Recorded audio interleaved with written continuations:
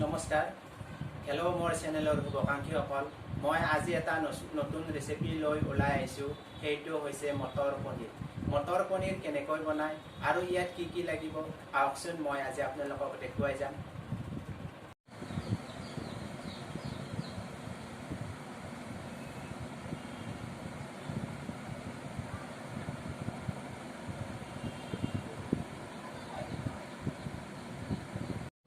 মোক আজি মটৰ পনীৰ বনাবলৈ প্ৰথমতে লাগিব মোক পনীৰ লাগিব তাৰপিছত লাগিব মোক মটৰ লাগিব কেঁচা মটৰ বিলাহী আৰু নহৰু অলপ লাগিব পিঁয়াজ লাগিব কস্তুৰী মিঠি লাগিব তাৰপিছত অকণমান চেনি লাগিব জলকীয়াৰ গুড়ি লাগিব জিৰা আৰু ধনিয়াৰ গুড়ি লাগিব নিমখ লাগিব আৰু হালধি লাগিব আৰু মই আজি ৰিফাইন তেল ব্যৱহাৰ কৰিম আকৌ মোক লাগিব গাখীৰ লাগিব গাখীৰ এতিয়া মই পনীৰখিনি এটা শেপত সৰু সৰুকৈ কাটি যাম এতিয়া মই পনীৰখিনি এনেকৈ কাটি যাম পনীৰটো চবেই একে সাইজৰে কাটে মই এটা সাইজত কাটি যাম বেছি ডাঙৰো হ'ব নালাগিব বেছি সৰুও কৰিব নালাগিব এনেকৈ মই কাটি গৈছোঁ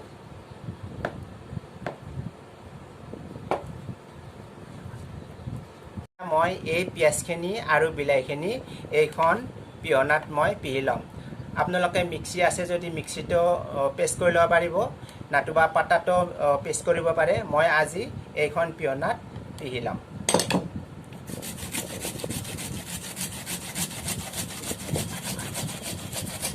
এতিয়া মোৰ পিঁয়াজ আৰু বিলাহীখিনি এইখন পিহনাত পেষ্ট কৰা হৈ গ'ল এতিয়া বলকচোন মই মোৰ পাকঘৰলৈ যাওঁ মোৰ কেৰাহী গৰম হৈছে মই এতিয়া তেল ব্যৱহাৰ কৰিছোঁ মই ৰিফাইন তেল ব্যৱহাৰ কৰিছোঁ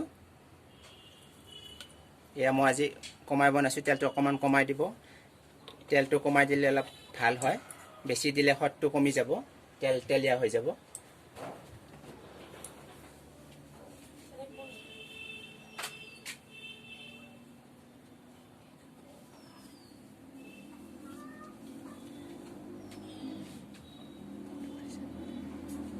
এতিয়া মোৰ তেল গৰম হৈছে মই এতিয়া পেষ্ট কৰি থোৱা বিলাহী আৰু পিঁয়াজখিনি মই এই তেলত দি দিছোঁ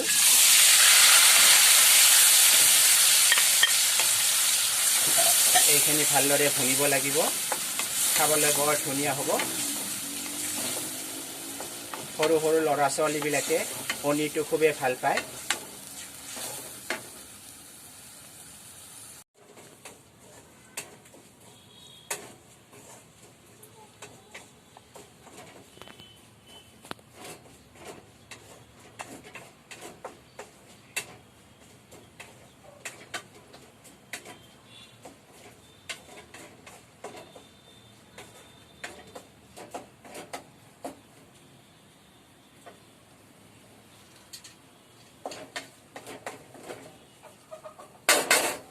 মোৰ পাকঘৰটো নিচেই সৰু হয় তথাপিও মই ইউটিউব চেনেলটো যিহেতুকে মই লৈছোঁ মই সৰু হ'লেও উপায় নাই মই ৰেচিপি বনাবলৈ যিখিনি বস্তু থ'ব লাগে সেইখিনিও মোৰ থোৱা ঠাই নাই গতিকে মোৰ অলপ অসুবিধা হয় গতিকে মোৰ এতিয়া মটৰ পনীৰ যিহেতুকে বনাম এতিয়া মোৰ কেৰাহী গৰম হৈছে কেৰাহীত মই এতিয়া মটৰখিনি দি দিছোঁ আকৌ মই ইয়াত নিমখ এচামুচ দি দিছোঁ তাৰপিছত হালধি পাউডাৰ এচামুচৰ অলপ কম দি দিছোঁ জলকীয়াৰ গুড়ি আধা চামুচ দি দিছোঁ জিৰা আৰু ধনিয়াৰ গুড়ি এচামুচ দি দিছোঁ মই এচামুচ এতিয়া ইয়াত চেনি দি দিছোঁ এতিয়া মই এই বস্তুখিনি গোটেই ভালদৰে অলপ ভাজিব লাগিব এই বস্তুটো ভালদৰে অকণমান ভাজিব লাগিব এতিয়া মোৰ এইখিনি ভজা হৈ গ'ল মই এতিয়া ইয়াত পনীৰখিনি দি দিছোঁ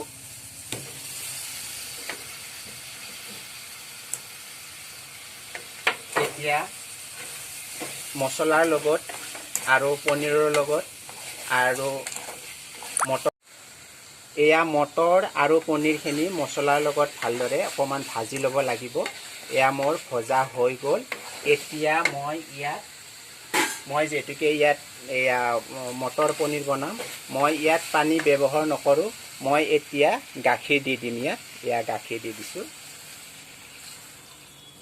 গাখীৰ দিলে মানে বহুত টেষ্টি হয়। এতিয়া গাখীৰটো নিমখ আৰু মছলাত এয়া গাখীৰটো ফাটিব।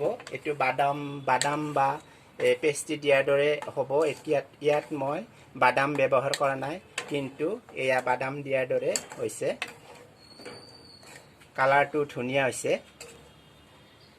আকৌ মই ইয়াত অকণমান গাখীৰ দি দিছোঁ। এইখিনি এতিয়া ভালদৰে উতলিব লাগিব। এইখিনি ভালদৰে উতলিব লাগিব।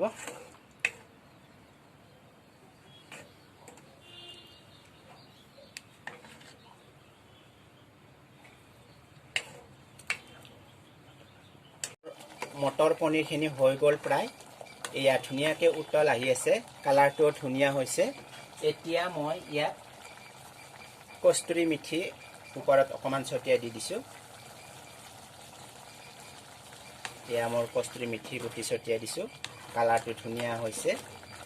এতিয়া আপোনালোকে এনেকৈ বনাব। যিহেতুকে সৰু সৰু ল'ৰা ছোৱালীবিলাকে পনীৰটো খুব ভাল পায়। জ্বলা অলপ কমাই দিব। মই অকণমান চেনি ব্যৱহাৰ কৰিছোঁ। জ্বলা মিঠা ধুনীয়া এটা কালাৰ আহিছে আৰু খুব টেষ্টি হ'ব খাবলৈ। আপোনালোকে ভাতৰ লগতো খাব পাৰিব, ৰুটিৰ লগতো খাব পাৰিব। গতিকে আলহী আহিলেও এইটো এটা ধুনীয়া ৰেচিপি হয়। আপোনালোকে বনাব। মোৰ ৰেচিপি পনীৰ মটৰ পনীৰ হৈ গ'ল। এতিয়া মই এইখিনি পাত্ৰ এটাত দি দিম। এতিয়া মোৰ মটৰ পনীৰ হৈ গ'ল। এতিয়া মই এই পাত্ৰটোত দি দিছোঁ। এয়া মোৰ ভিডিঅ'বোৰ চাব, লাইক আৰু ছাবস্ক্ৰাইব কৰিব।